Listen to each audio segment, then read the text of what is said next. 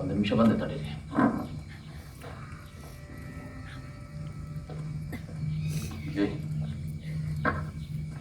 ಇವತ್ತಿನ ಪ್ರತಿಭಟನೆ fail ಆದಾಗೆ. Sir, Ravi sir, ಮಧ್ಯಾಹ್ನ ಊಟ ತಂದಿರೋ ಇಲ್ಲೋ? ಇಲ್ಲಾಂದ್ರೆ ಹೇಳಿ, ನಾವೇ ಒಂದು 5 ಜನ ಕರೆಂಟ್ ಮಾಡುವ ಡಿಪಾರ್ಟ್ಮೆಂಟ್ ಕಡೆಯಿಂದ.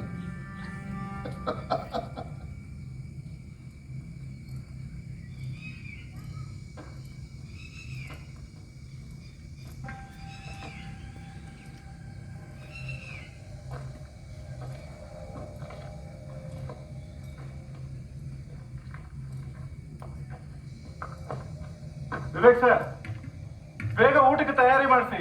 ಹೆಚ್ಚು ಜನ ಬರ್ತಾರೆ, ಸಮಯ ಬೇಕಾಗ್ತದೆ. ಮೀನೂಟ ಆಗಿದ್ರೆ ಲಾಯ್ಕಿತ್ತು ಕಾಣಿ.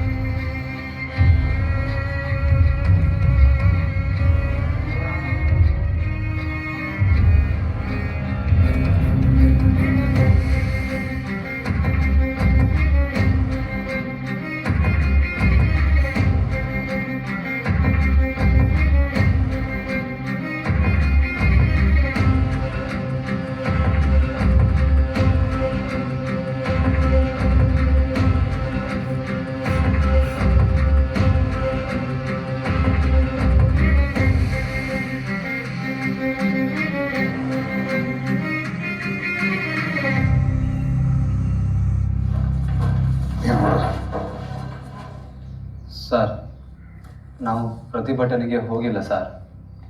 ನಮ್ಮ ಮೇಲೆ ಕೇಸ್ ಹಾಕಬೇಡಿ ಸರ್. ರಮೇಶ್, ಆ ಮಂಜುನ ಇಂಟ್ರೋಗೇಷನ್ ರೂಮ್ ಕರ್ಕೊಂಡ್ಬರ್ರಿ. ಆಯ್ತು ಸರ್. ಒಬ್ಬ ವಿದ್ಯಾರ್ಥಿ ಕಾಲೇಜ್ಗೆ ಹೋಗೋದು ಯಾಕೆ?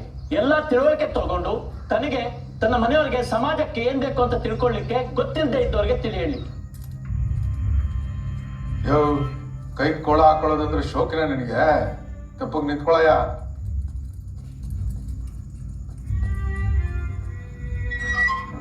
ತನಗೆ ಮೋಸ ಆಗ್ತಿದೆ ಅಂತ ಗೊತ್ತಾದಾಗ ಪ್ರತಿಭಟನೆ ಮಾಡಿದಂತ ವಿದ್ಯಾರ್ಥಿಯನ್ನ ನಕ್ಸಲ್ ಅಂತ ಪೊಲೀಸರು ಬಂಧಿಸಿಟ್ಟಿದ್ದಾರೆ. ಹೇಳ್ಬಾ ತಂದೆ. ಸರ್, ಎಂತ ಹೇಳ್ಬೇಕು ಸರ್?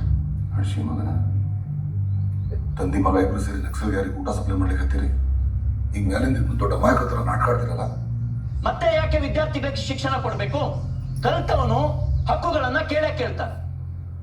ಸರ್, ಅವ್ರ ಹೈಡ್ಔಟ್ಸು ಟ್ರೈನಿಂಗ್ ಎಲ್ಲಿ ನಡೀತದ? ಮದ್ದು ಗುಂಡು ಪಿಸ್ತೂಲ್ ಯಾರು ಸಪ್ಲೈ ಮಾಡ್ತಾರ? ಊಟ ಯಾರು ಕೊಡ್ಲಿಕ್ಕಂತಾರ?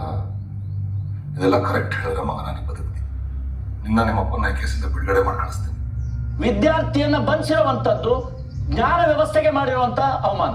ಇದರ ವಿರುದ್ಧ ಎಲ್ಲಾ ವಿದ್ಯಾರ್ಥಿಗಳು ಒಟ್ಟಿಗೆ ಸೇರಿ ಕೇಳಬೇಕು. ಹಲೋ ಸರ್, ನಮಸ್ಕಾರ ಸರ್. ಹಾ ಸರ್, ವಿಚಾರಿಸಕ್ಕೆ ಹತ್ತೀವಿ. ಚಿಂತೆ ಮಾಡ್ಬೇಡ್ರಿ ಸರ್, ಬಾಯ್ಬಿಡ್ತಾನೆ. ಸರಿ ಸರ್. ಜನ ಕೇಳುವ ಪ್ರಶ್ನೆಗೆ ಉತ್ತರ ಕೊಡುವ ಸರ್ಕಾರ ಬೇಕೇ ಹೊರತು ನಮಗೆ ಪ್ರಶ್ನೆ ಮಾಡುವಂತ ಸರ್ಕಾರ ಅಲ್ಲ. ನಿಂಗೊಬ್ಳು ತಂಗಿ ಅದಳಲ್ಲ, ನೀಗೇನು ಹೇಳಿಲ್ಲ ಅಂದ್ರೆ ನಿಮ್ಮ ಊರಾಗ ಎಲ್ಲರೂ ಅಂದ್ರೆ ಗಂಡಸರು, ಹೆಂಗಸರು, ಮುದುಕರು ಅಷ್ಟೇ ಆಗುತ್ತೆ. ನಿಮ್ಮ ಅವ್ವನೂ ಸಹ ನಕ್ಸಲ್ದಾರಿ ಡಿಸ್ಟ್ರಿಕ್ಟ್ ಶಾಸಕ. ನಮ್ಗೆ ಒಂದೇ ಒಂದು ನಿಮಿಷ ಸಾಕು.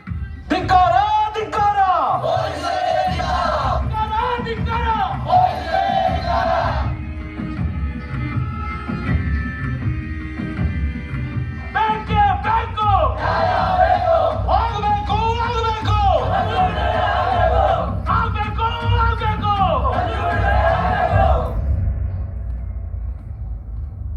ರಮೇಶ್, ಆರೋಪ ಹೇಳ್ಕೊಬೇಕ್ರಿ ಸರ್.